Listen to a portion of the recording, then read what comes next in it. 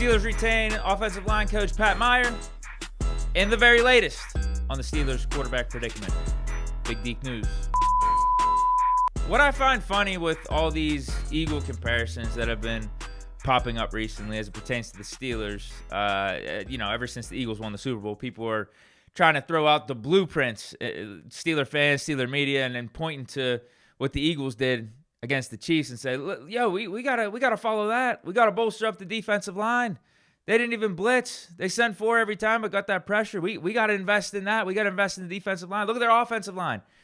They're able to control the line of scrimmage. We need to bolster up the trenches. That's what the Eagles did. That's how they beat the Chiefs. That's how you win Super Bowls. Yeah, no shit. I mean, come on. This isn't a whole new approach to playing the game of football here. Have a good offensive line. Have a good defensive line. That's going to help your chances.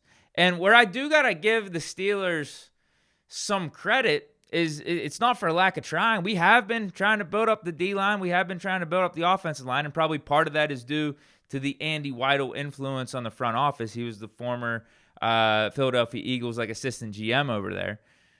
We've been trying back-to-back first-round picks, offensive linemen, Broderick Jones, Troy Fautanu. Broderick Jones, not so good thus far. Troy Fautanu, hurt in his rookie year. On the defensive line, and then Zach Frazier, second-round pick this year, Mason McCormick. We signed James Daniels to a multi-year contract a few years back, and Isaac Seumalo. Brought in a Mason Cole. So we've invested in the offensive line. We've been investing in the defensive line. You got a Cam Hayward, an all-timer. Larry Ogunjobi, we gave a double-digit per-year contract to. He's been playing decent for us outside of this last year. Keanu Benton, we drafted in the second round. Marvin Leal, we drafted in the third round. And then you have at edge, TJ Watt, Highsmith, Herbig. We've been trying. Players just aren't playing as good as what the Eagles are doing. So I do got to give us some credit here. Now, are we missing on the picks? Are we missing on how we're allocating money and resources? That's a different story, for sure.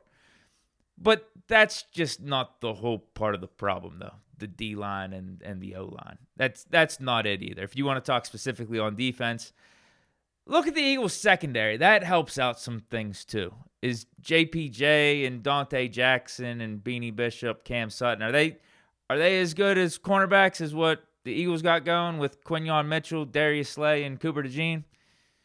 I don't think so. Did Patrick Queen and our inside linebacking core play as good as the Eagles' inside linebacking core with Bond over there? See, that's part of it too. So really it just comes down to let's get some better players, man. Let's get some good players. And then on offense, yeah, we're trying to put some resources in the offensive line. It's all for naught if we don't have a quarterback. We need a quarterback too. But then you can also go further and say, look what the Eagles did last year. Because this is another comparison I'm seeing being brought up. Oh, the Eagles, they faltered in 2023. They lost how many games in a row to lose this? They look terrible. They finished 10-7, 10-8, just like us. Got washed in the wild card game against the Buccaneers. So it's maybe the Steelers. It's just they needed that weird year, that weird finish to get their heads on straight and start locking in and focusing going forward. The thing that the Eagles did, though, compared to what the Steelers are doing thus far, is they got brand new offensive and defensive coordinators. They got Vic Fangio, who is an all-time defensive coordinator. He's one of those defensive coordinators that we talk about who is that good at his job that he became a head coach, but now he's back to doing just straight-up defensive coordinating. Wasn't as good of a head coach. That wasn't really his calling card, but the dude knows how to dial up defenses. And then Kellen Moore running the offense. They said that wasn't good enough from a coaching standpoint. And even you could say from a player standpoint too. Look at the draft that they had. Look at some of the players that they brought in this offseason. They actually made changes from a coaching standpoint, a personnel standpoint, how they did things. They changed up their approach. Brought in a Saquon Barkley. Brought in some of those draft picks on defense, a Quinyon Mitchell, Cooper DeJean. Brought back C.J. Gardner-Johnson. What changes have we done thus far? Now, it's really early in the offseason, but from a coaching standpoint, we're not changing anything. Arthur Smith, as I said, I think it's fine to give him another year, give him some benefit of the doubt in this thing. He's kind of like a Kellen Moore in terms of like an offensive coordinator that's of that caliber. But from a defensive standpoint, yeah, we're not doing the whole Vic Fangio thing. So that's the other part of it too. Like there's it's not as simple as just we need to bolster up the D-line and the O-line like the Eagles and we'll be on our way.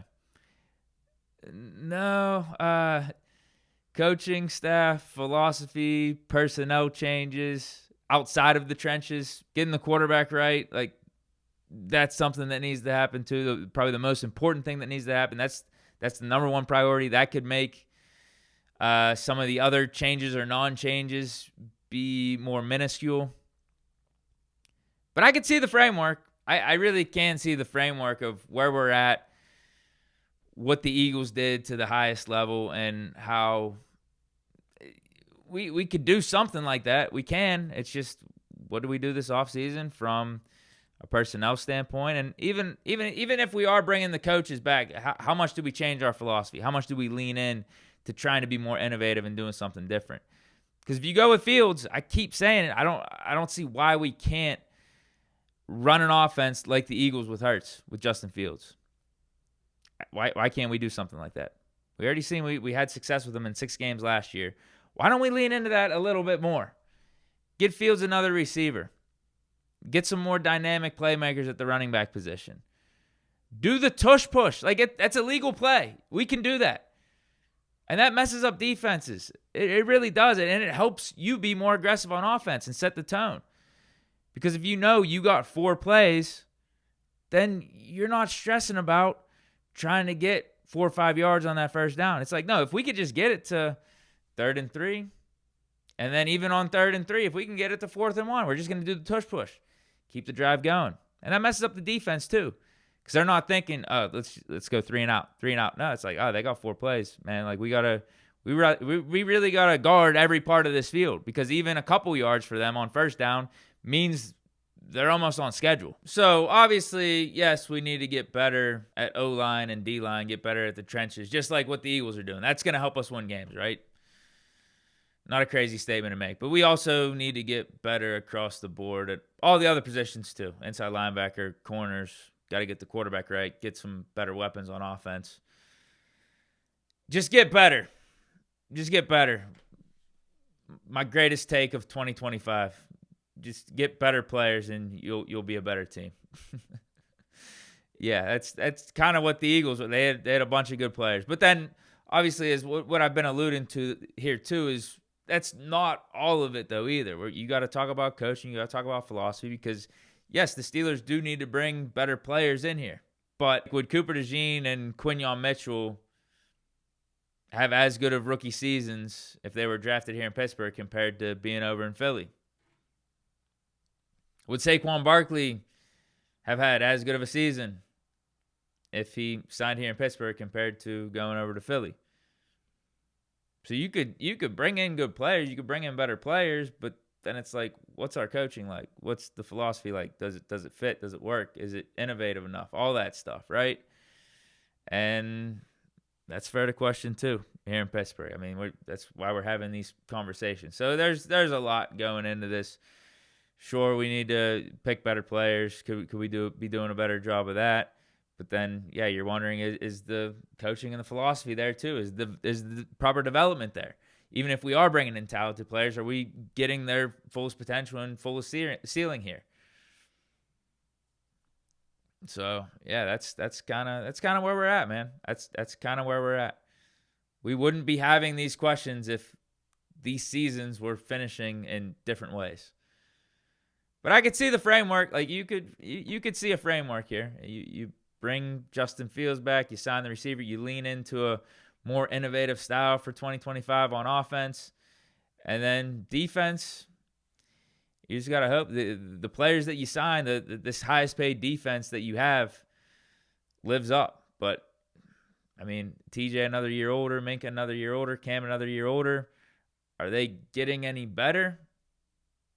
Are they trending in the wrong direction? And then going back to like development, what about these young players like Keanu Benton, Joey Porter Jr., Peyton Wilson?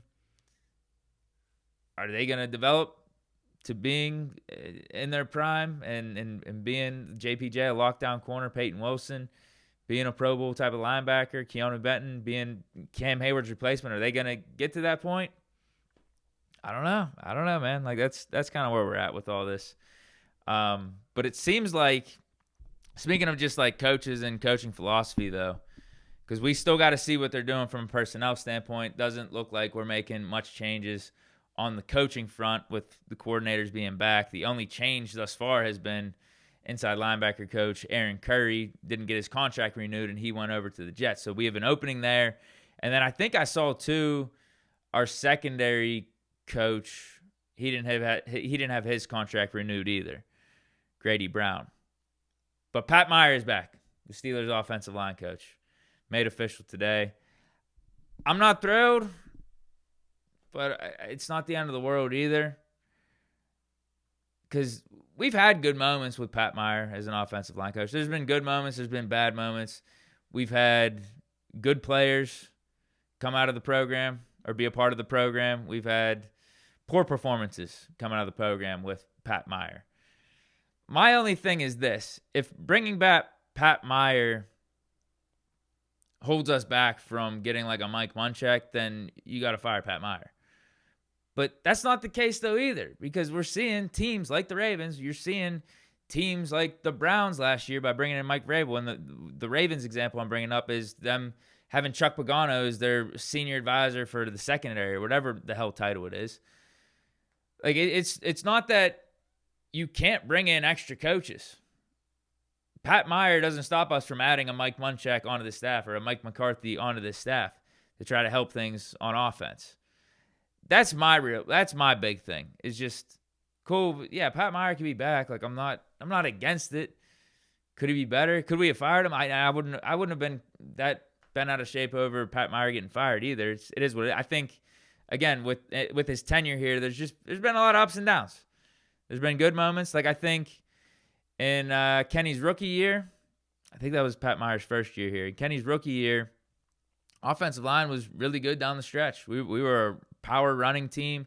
Najee was having a renaissance because he started off really slow in 2022. He was having a renaissance. I think the O-line looked good with Mason Cole in his first year here, James Daniel. Like we had some good things going. And then last year, again, same thing. It was like there was these up and down moments with the O-line. They weren't doing Kenny Pickett and that offense any favors. Then we see when Mason gets in there and Matt Canada's fired, offensive line a little bit different, playing with more confidence. And then this last year had its moments too. Early on with Fields and the running game, all right. Russ passing game, all right. And then faltered down the stretch. So I don't know. Yeah, I Pat Meyer, we could have taken him or left him, but we still should do a little bit more to improving this coaching staff and try to get out of running it back the exact same. Now we're losing our inside linebackers coach. We're obviously losing our secondaries coach. There's that. I guess those are going to be the changes. But who are we bringing in for either of those positions? Are they going to be upgrades? I already brought up a ton of inside linebacker coaches that we could bring in that would be significant upgrades and should be helping this coaching staff and bringing a new perspective to this team. Antonio Pierce, Gerard Mayo, Gus Bradley, all former defensive coordinators and head coaches. Come on, bro. Come on, bro. Like bring those guys into the staff. They could probably help. And then back to offense. Why not a Mike Munchak? Why can't he be like senior offensive assistant and O-line advisor or something? I don't know what title. Just bring in Mike Munchak. He's going to help our offensive line. He'd help our offense. Whether Pat Meyer's here or not, it doesn't hurt you to do something like that. That's my concern.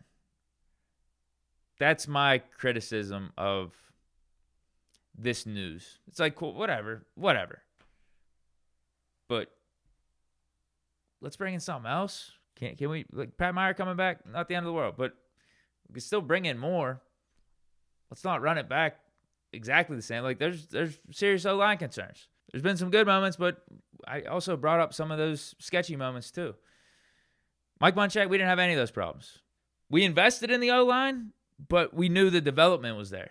We knew Mike Munchak could make Villanueva, who was a former tight end, into a Pro Bowl left tackle. Ramon Foster, who was, a seventh-round pick? Or was he an undrafted free agent? I can't even remember. But into like a decades-long starter at the guard position. You also had DeCastro and Pouncey, but like there was just no questions with Mike Munchak and his ability to coach offensive line. Right? So, and going back to those linebacker coaches I brought up, is there any questions about Gerard Mayo, Antonio Pierce, or Gus Bradley being able to coach linebackers? No, not at all. They became defensive coordinators and head coaches for their knowledge. I'm sure they could do just fine coaching linebackers. I don't think there's going to be any problem there. All right, but anyway, moving on. Last thing, we got some Russell Wilson / quarterback updates. It's more back and forth. All signs are pointing to the Steelers moving on. Yet, Adam Schefter went on Pat McAfee yesterday, and he said he talked to Wilson. He was just with Wilson like over the weekend, and Russ has high hopes for returning. I was with Russell on Friday, and I'm just telling you, the tone that I got from him was entirely different than reports that are out there. And we'll see what winds up happening, whether or not he's back there. But I think he feels like there's definitely a chance he's going to be back there. Like he's having conversations with the organization about the future and where it's going to go. Now, again, there's still a lot that's going to play out here. But I think he definitely thinks that he may be back in Pittsburgh. Then you got Albert Breer saying some of these recent pro-Russ reports that are clearly coming from Russ's camp are rubbing people within the Steelers organization the wrong way. But then Mark Cabali thinks that even with that being said, Russ may have the support that matters the most in the clubhouse, i.e. Mike Tomlin, when it comes down to his chances of returning. I just think it's going to be more of this until the back and forth, until an actual decision gets made. But I don't really expect one to get made anytime soon because the Steelers are going to want to see what quarterbacks are really, truly available. And that's also what the athletic reporters like Diana Rossini thinks as well. And as I've said with Aaron Rodgers, yes, look into it. If you don't want to listen to me, I know a lot of people are against Aaron Rodgers coming to Pittsburgh. If you don't want to listen to me, though, what about Bill Cowher? But I think if he puts his mind to it, I think he can still throw it. I think that, he can still move around fine. Could he play in Pittsburgh? Yeah, I mean, I don't know where they are right now in terms of their quarterback situation with Russell and Justin and Aaron. I think a decision has to be made. What's the future plan, and what is the plan in the interim? I think there's going to be also a sense of urgency and taking some guys on the back end of their careers, T.J. Watt, Cam Hayward. They're in the latter stages of their career, so they want to win now, and that's a big part of what they want to do. But you also got to have a plan moving forward and at that position. So I think there'll be dialogue there, but those be conversations taking place in that building. But with Kirk Cousins, absolutely not. Hell no. Fields, Rodgers, Stafford. Those are the only three options the Steelers should be considering outside of drafting a guy. But I think that's a different story because we know we have no chance. There's no chance the Steelers are going to be going into the draft without a presumed starter at QB1. And that's why I'm not even bringing up the concept of trading up for a Cam Ward or Shedeur Sanders as an option or drafting Milroe or Howard in the second round and having them be our starter without having, again, anyone else on the roster on the depth chart. The Steelers are not going to go about it this way. You heard Art Rooney say, at least we're going to try to bring back a Russell Wilson or a Justin Fields. Like there's going to be a decision between those two. Now, yeah, I think as time's going on in the QB market, there's some more guys that are becoming available with names like an Aaron Rodgers or a Kirk Cousins, potentially a Matt Stafford. You also got to do your due diligence there. With new information, you got to switch up your approach a little bit. So I think we're going to get someone. We're going to have someone that is going to be the presumed starter going into the draft. We're going to sign, it's either we're signing Fields, we're signing Russ, or we're going to bring in someone from the outside that's going to be QB1 going into the offseason, going into week one. And then whether we draft a guy to be the backup or to be the future, behind the 2025 QB1. That's a whole different story, and we'll get to that when we get to that. But in terms of the starting quarterback, Fields, Rodgers, Stafford. Those are my only three options. I'm not going to accept anything else. I'm not going to be happy about anything else. But that's it for today's show. Let me know your thoughts down in the comments. Stay chilling. Peace.